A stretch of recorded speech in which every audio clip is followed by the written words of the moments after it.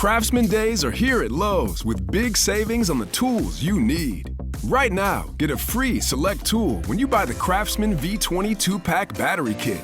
Whether it's the backyard, the bathroom, or beyond, Craftsman has the tools to help you power through and get the project done right.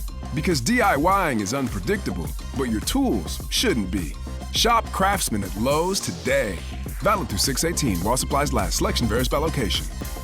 Nats Chat is brought to you by Walters. Make Walters your pre-match and post-match spot this summer for DC United home games. Register at waltersdc.com/events to get a free beer during pregame. And the pitch swung on, line to left.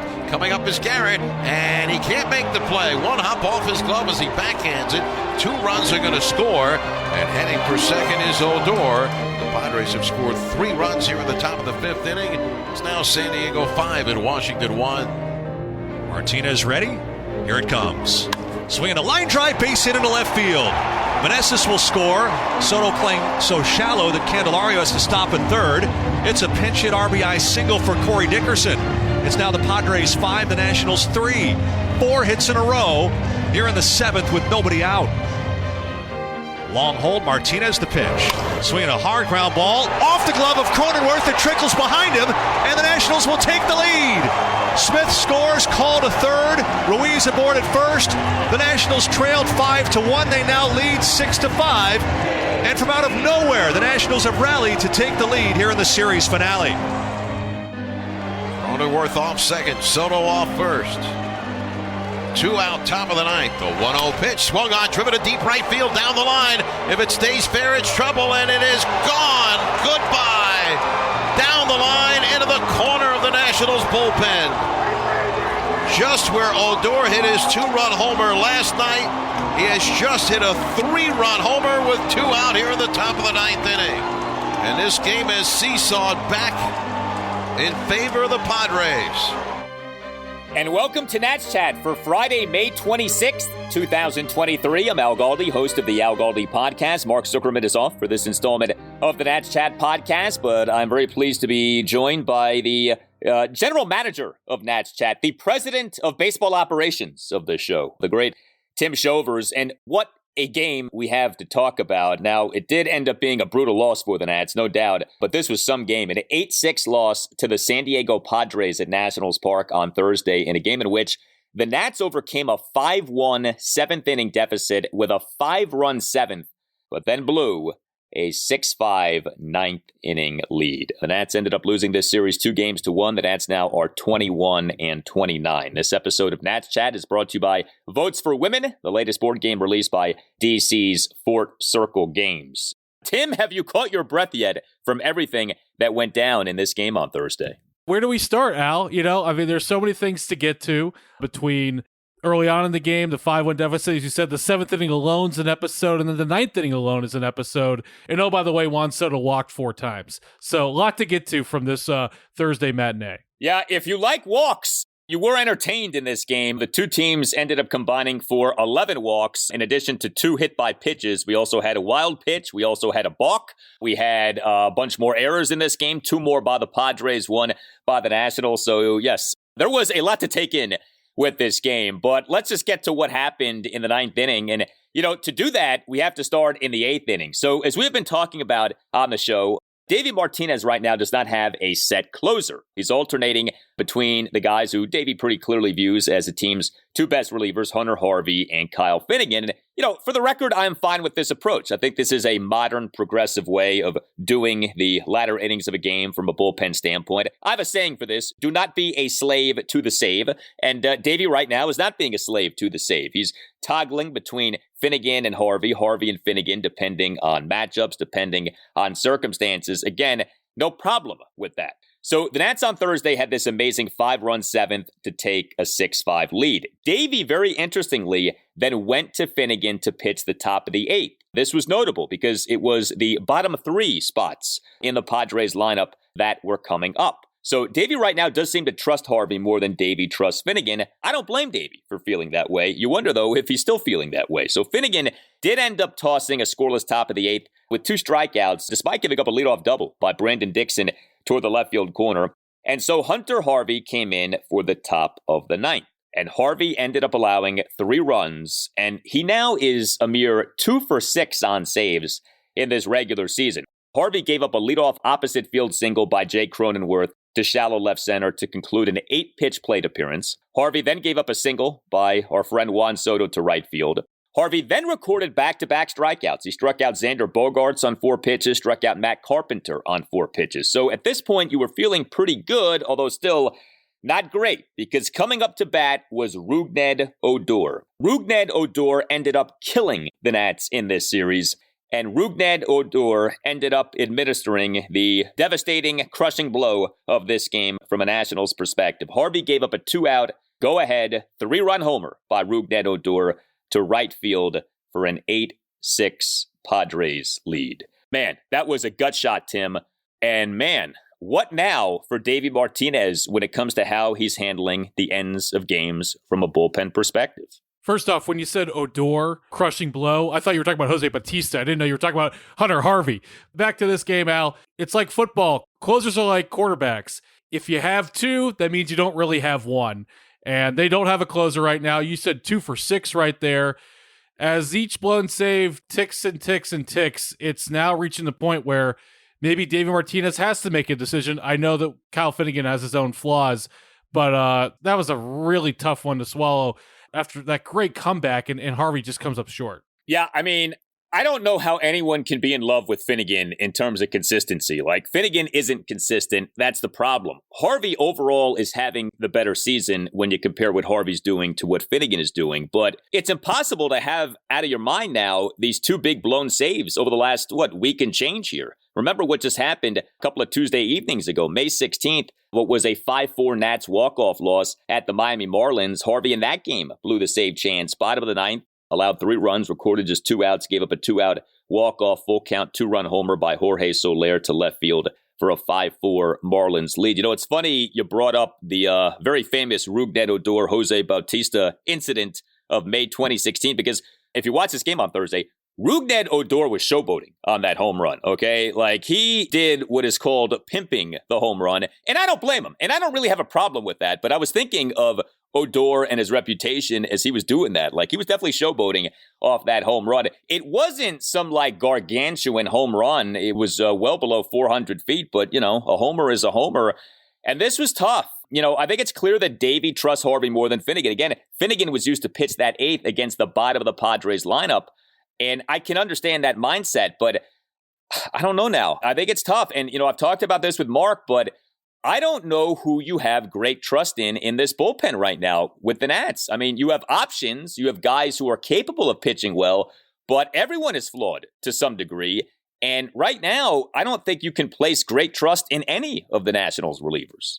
Yeah, there's no good answer for Davey Martinez right now, so he's got to do the best he can. So this is where we're at. Clearly, Mason Thompson is not worthy of a shot at the closer role, which maybe a month ago we would have thought that could have happened, but that's definitely not happening. So he's limited in his options. I will say this. He said that the home run was not a gargantuan homer. Off the bat, now this is a TV camera. If you were at the park, I'm sure it would probably look like a homer right off the bat. But I don't know about you, Al. It looked to me like it was going foul. And then maybe it was just the way the camera angle caught the ball. At first, I thought it was a foul ball. Next thing I know, Odor's rounding first. It was very close, for sure. It ended up measuring at 369 feet per StatCast, but whatever, man. That was a homer. That was a brutal moment, and the Nats end up losing this game by an 8-6 count. But this was a game, and the Nats had a lead to blow in that 9th inning on Thursday. And it's a shame because what gets lost in the midst of what happened in the 9th is what happened in the 7th. What the Nats did in the bottom of the 7th on Thursday was just spectacular. A 5-run 7th inning by the Nats, but it's not even just that. The Nats began this 5-run 7th with 7 consecutive hits. This was an inning in which the Nats could do no wrong.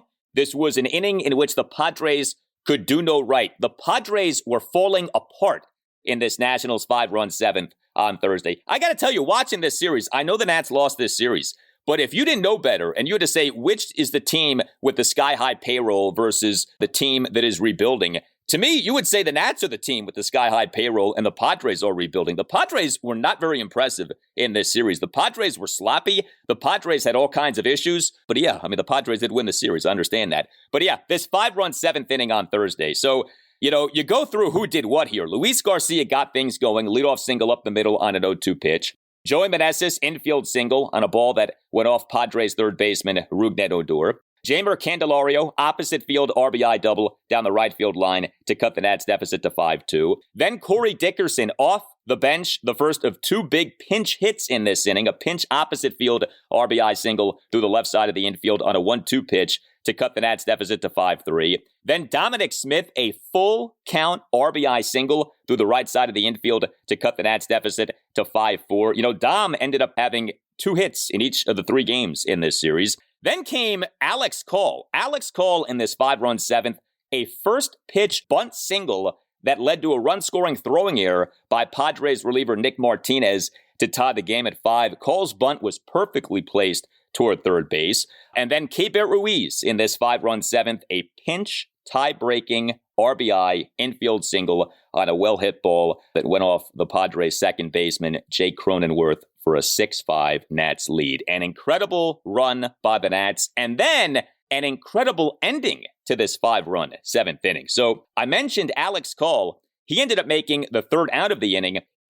In the dirt, gets away from the catcher. Call breaks for the plate. The tag attempt by the catcher on the dive. They call him out. Call says no. He says he never touched me. We'll see if the Nationals look to challenge. Davey Martinez challenged the play, but the ruling on the field was upheld. So, you know, Tim, I mentioned the Padres being sloppy defensively in this series, and they were. But with that said, that is one of the great defensive plays we have seen in a Nationals game this season, what Sullivan did to tag out Call in that 7th inning on Thursday. Great play by Sullivan right there. I don't blame Call at all for going for it. I mean, he was within an eyelash of scoring the run, so you can't blame him for that one. What's interesting is how the inning ended on an out on the bases, at this one at home plate, because I thought a key play in the inning was Candelario's hit, where he was almost thrown out at second base, which would have changed the whole complexion of the inning if they had gotten an early out there. But instead, there were no outs, and then the rally machine was moving, and next thing you know, San Diego, they had to go back to the bullpen there. So it was a real give and take on the bases there for the Nationals. But yeah, Sullivan, I mean, absolute full extension. And maybe you could criticize Call that he should have changed his slide a little bit, but that's a tough one to say from this perspective. Yeah, I mean, it was so close, and it was a difference of, what, an inch or two, and Alex Call ends up being safe. And, you know, what a moment that would have been if Alex Call ends up being safe. I have to say this. I mean, we know the deal with the Nats offensively. This is not a great offensive team. This is a team that struggles to hit for power, but this is a team that is capable of big innings. I talked about this a little bit on the previous installment of the show, and we are seeing this here. I mean, the Nats are capable of rallying. This has been something that has sort of been on display more and more as this season has gone on. You're never going to feel great about this team offensively because of the lack of power. That lack of power is glaring. The lack of home runs is an issue that, you know, hopefully gets rectified as the rebuild continues and some of these stud position playing prospects make their ways to the major league level here. But this is a team that can score. This is a team that can really get to opposing teams. I mean, in that inning, the Nats were making contact. The Nats were moving around the bases, and the Nats were causing all kinds of problems. The Padres could not handle the Nats in this inning. And, you know, I don't know if momentum exists or not. I think a lot of times that gets overstated. But if there is such a thing as momentum, the momentum was on the side of the Nationals in that 5-run 7th. I believe momentum is actually almost more important in baseball than any other sport because of pitching. And it was so clear that Tim Hill didn't have it for San Diego. You know, all of a sudden that 5-1 lead, that felt a lot smaller when you saw Hill on the mound. So I've always been a big believer in momentum with baseball, but I have zero analytics to back me up there, Al. Well, there are no analytics for momentum, but that's part of the beauty of momentum. You know, you can make that argument. By the way, I mentioned Keibert Ruiz with his big pinch hit in that 5-run 7th. The man for whom Keibert pinch hit, Riley Adams. Another good offensive game. Riley does not play much, but this season, when he plays, he produces. And Adams on Thursday as an at-starting catcher and number 8 batter, 1 for 1 with a triple and 2 2-out walks. And I say triple A because Riley Adams is a catcher. You don't often see catchers get triples. But B, remember, it was not that long ago that Adams came a triple shy of hitting for the cycle. Well, he got the triple just a few games later here, but Adams in the bottom of the sixth went out opposite field, a triple to the right field corner on an 0-2 pitch, by the way. This episode of Nats Chat is sponsored by VotesForWomen.com, the latest board game released by DC's Fort Circle Games. Fort Circle's mission is to create fun and easy-to-learn board games for a wide range of ages. Votes for Women is a board game that lets players relive the fight to ratify the 19th Amendment. Perfect for those in DC that love history and want to learn more about it. Designed by Nationals fan and DC resident Tori Brown, and published by Nats Chat superfan Kevin Bertram. Order from www.votesforwomen.com. That's votesforwomen.com.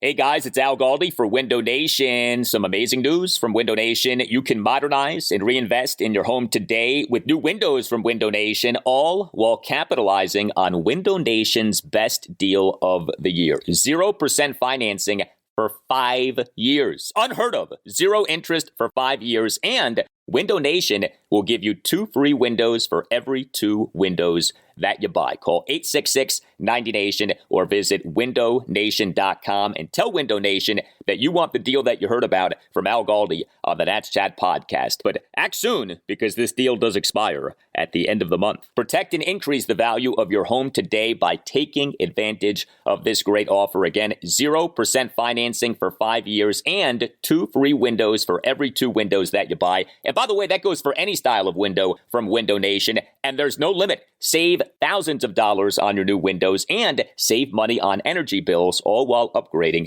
the look and feel of your home. 866-90-NATION or windownation.com. 866-90-NATION or windownation.com. And make sure that you tell Window Nation that Al Galdi sent you. But don't forget, this deal does expire at the end of the month. Tough to get a double play because he generally hits the ball in the air. First pitch.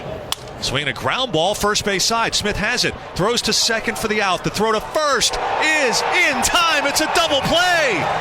A slow developing double play, but a double play nonetheless. 3-6-3. The ultimate Houdini hat escape for Jake Irvin. 3 walks in a row. None of them score. The Nats for this game, 12 hits, 4 walks, 6 for 15. With runners in scoring position. The offense was not the problem in this game. Was a problem for a good chunk of the game, but that 5-run 7th eradicated that. The Nats hit in this game. The Nats scored in this game. The Nats did not pitch well enough in this game. And so that brings us to another big item from this game, and that is another bad outing for Jake Irvin. You know, Chad Kuhl is off the injured list, and we know the deal with Chad Kuhl. He has not pitched well this season, but he is now in the bullpen. He did a pretty good job in his lone relief outing here since coming back from the foot injury. And you do wonder if Jake Irvin's hold on a spot in the Nats rotation is in real jeopardy now. I mean, personally, I want to see more of Jake Irvin. I'm not that anxious to have Chad Kuhl back in the rotation, but there's no doubt. I mean, Jake Irvin does not look good here in these recent outings. He on Thursday had problems to at least some degree for a 3rd consecutive start. And this was rough from a standpoint of the process. Now, the results were not good, but they could have been a lot worse. 2 runs in 4 innings. You say, okay, I mean, that's not the end of the world. It's not. And he only gave up 2 hits, although one of them was a 2-run homer. But he issued 4 walks and a hit by pitch. He did record 4 strikeouts. But get this, Jake Irvin over 76 pitches threw more balls than strikes. That is exceedingly rare that a starting pitcher in a game throws more balls than strikes. Jake Irvin on Thursday, though, did that. 37 strikes versus 39 balls. And Irvin committed a throwing error. Top of the second, he allowed 2 runs on a 2-out pinch single by Brandon Dixon to left field, and then a 2-out 2-run opposite field homer by Trent Grisham to left field for a 2-1 Padres lead. And then how about the top of the third? So this ended up being a scoreless top of the third for Irvin, but he began the inning by issuing 3 consecutive walks, and he committed a throwing error on an errant pickoff throw, and yet somehow Irvin did not allow a run in that 3rd inning. But all told, this was not a good outing for Jake Irvin. It was not, but I have a lot of things to say about Irvin. So, doesn't look like a major league starter to me, but if the question is, who starts on Tuesday night at Dodger Stadium, Jake Irvin or Chad Kuhl, all things considered, I'd rather have Jake Irvin still. I felt that Chad Kuhl was uncompetitive in his starts this year. Now, if there's a door number 3 for the 5th rotation spot, I'm open to that conversation. But I still want to see more from Irvin just because he has shown a few bit of flashes, though the last 2 outings definitely have been a step backwards. He is getting some strikeouts. I don't love the thought of him facing that Dodgers lineup on Tuesday night. That could be 3 in a 3rd inning written all over it. But if we're going to do the rebuild thing, let's do the rebuild thing. And the rebuild thing is to start Irvin again. I agree. And I just hope that the Nationals agree with that. But, Irvin does have to hold up his end of the bargain at least a little bit, just from a standpoint of if he's going to stay, you want him to be demonstrating improvement. And I think what's tough right now is that he seems to be getting worse, not better. And, there are degrees of worse. These last 2 outings have been pretty bad. I mean, I just took you through what he did on Thursday. His last outing, that 8-6 loss to the Detroit Tigers at Nationals Park this past Friday night, May 19th. Irvin in that game got rocked. 6 runs, 4 earned in 2 2/3 innings. And this was another game in which he had a hard time finding the strike zone. 4 walks and a wild pitch, just 38 strikes versus 37 balls. He had an error in that game, had a fielding error in a Tigers 3-run first. And then his outing prior to that outing was this bizarro outing, an 8-2 loss to the New York Mets at Nationals Park on May 14th. 6 runs in 4 2/3 innings. Now, he tossed 4 scoreless innings before being charged with 6 runs in what ended up being an 8-run 5th for the Mets. So this was a strange outing. He, in that outing, did have a good number of strikeouts too. 4 2/3 innings, 6 strikeouts. But still, last 3 outings, the final lines have not been good. 6 runs, 4 2/3 innings, 6 runs, 4 earned in 2 2/3 innings. And then what happened on Thursday for Irvin, 2 runs in 4 innings. A few other things from the Nats bullpen in this game. So, it wasn't just Hunter Harvey who had problems in this game. Andres Machado, the top of the 5th, was not good. 3 runs given up by Machado on a double, 2 singles, a walk, and a balk. Big blow was a 2-out, 2-run opposite field double by Rougned Odor to left field for a 5-1 Padres lead. Did get a scoreless top of the 6th from Mason Thompson. You did get a scoreless top of the 7th from Thaddeus Ward. But once again, as we talked about earlier in the show, who do you trust with this bullpen? I mean, we know relievers by their nature are fickle, but man, this bullpen right now for the Nats is in a very shaky place. Game in, game out, you're not sure what to expect from any of these relievers, really. Yeah, Machado looked really poor in the 5th inning, and it was oh man, we still got 4 more innings after this. How are we going to get 12 more outs? Similar to our earlier conversation about the 9th inning, options are limited. We've seen who gets called up every time there's a doubleheader. It's Corey Abbott. There doesn't seem to be a lot of good options in Rochester at the moment. Obviously, they're not going to make moves otherwise for the bullpen. So this sort of ties in as well to MacKenzie Gore, who has had a few disappointing outings recently. Nats need more innings out of him. They need somehow to get more and more innings out of their starting pitchers, see Jake Irvin, because if they're going to have to do 4 or 5 innings every night with this bullpen, we're going to see a lot more of these blown saves. And this was another series in which Davey Martinez ended up using a good number of relievers. Game 1 of the series, Davey used 4 relievers. Game 2 of the series, 3 relievers. And Game 3 of the series, 5 relievers. And that's asking a lot from a bullpen that, for a while was doing pretty well and still might end up being okay. I mean, it's 162 games, so you're going to have an ebb and flow to how things go with your bullpen. But, right now, things are a little shaky here with this Nationals bullpen. I do wonder, as you talk about AAA Rochester, I mean, our guy, the secret weapon, Paolo Espino, we joke, we kid, but he is someone who's capable of eating up some innings. He is someone who, for the most part, throws strikes, at least when he's going well, and he has gone pretty well these last 2 seasons. I think it's interesting that there hasn't been much conversation, and there obviously has not been that transaction regarding the Nats bringing Paolo back up to the major league level. But I wonder, and I have to tell you, I kind of hope for that moment this season when we do see Paolo back at the major league level. I know it's the rebuild. I know he's not a long-term piece, but we as an enterprise of a podcast, the Nats Chat podcast, do endorse Paolo being called back up. Well, let's look at MILB.com as in minor league baseball. Paolo's stats this year, 2-1, 4.7 ERA. He started 6 games. He has a whip of 1.43, and looking up some of his recent outings earlier this week in Toledo, he threw 5 innings the other day, gave up 5 hits and 3 runs in that outing, 4 runs apiece in his previous 2 outings. Earlier in the month against Scranton, he did have 5 scoreless innings. So as you can see, up and down, doesn't scream, let's get called up to the big leagues. But I am with you. If you are looking for an innings eater, Paolo is a legitimate option for Davey, as obviously these games pile up and we still have 2/3 of the season to go.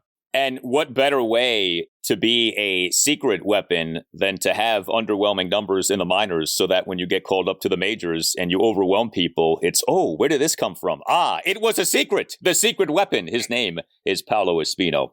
Well, next up for the Nats is a 3-game series at the Kansas City Royals, who are awful. In case you don't know, the Royals have the second worst record in the majors. So hopefully this is a series in which the Nats at least take 2 out of 3, maybe all 3. Who knows? We're still waiting for that first sweep in a long time. But Game 1, Friday night, 8:10, Patrick Corbin. Game 2, Saturday afternoon, 4:10, Josiah Gray. Game 3, Sunday afternoon, 2:10, MacKenzie Gore. This is not something that I think you necessarily expected to say, but Corbin, Gray, Gore, those are your 3 best starting pitchers for the 2023 Washington Nationals. And I say that very much including Corbin. This could be, we've been waiting for that first Nats sweep in forever. This has a chance to be that with Corbin, Gray, and Gore, and you're facing a bad team in the Royals. And, you know, you have a Nats team that can be unpredictable offensively, but as we saw on Thursday, is capable offensively. Kansas City is awful. Of the 29 Major League Baseball teams, they have the worst record. There's a 30th team in Oakland, but I'm not calling the Major League at the moment. And, you know, Mark is taking over this chair this weekend, so I just want to say this is a big chance for MacKenzie Gore to bounce back. Facing a bad lineup, Josiah Gray has a chance to rack up some strikeouts. So I'm really intrigued at how these two guys do this weekend against a team that is under 300 winning percentage so far. Yeah, I'm not sure which team draws more fans, Oakland or Toledo. We'll have to look that up once we're done recording this show. I would say Toledo, by the way, Al. I would, with a straight face, my guess would be Toledo. You might be right. I bet Toledo has a better stadium than Oakland has. I feel confident in, at the very least, saying that. This episode of the Nats Chat Podcast brought to you by Votes for Women, the latest board game released by DC's Fort Circle Games. Hit us up on Twitter at Nats_chat. You can email the podcast, natschatpodcast@gmail.com. We are accepting your tales of 2019. You can record yourself speaking into your smartphone and then email us that file. Your favorite memories, your favorite experiences from the Nationals World Series run in October 2019. We're playing selected submissions at the ends of installments of this podcast. That email address again, natschatpodcast@gmail.com. If you would like to sponsor the show, you can email us at that address as well. All Nationals radio highlights on Nat Chat are courtesy of 106.7 The Fan. A thank you to Tim Newmark for the Nat Chat podcast music. Visit timnewmark.com. For Tim Shovers, I'm Al Galdi. Mark Zuckerman will be back for the next installment of this podcast. We thank you for listening, and we'll talk to you next time on the Nats Chat Podcast. Beltre ducks off a tough hop. The throw is wide down the line, and there we got a fine second. Bautista picked on the wrong guy as Odor came right at him, and we got the benches empty of that. There's some pent-up emotion going on out of Globe Life Park. Bautista got the worst of that exchange.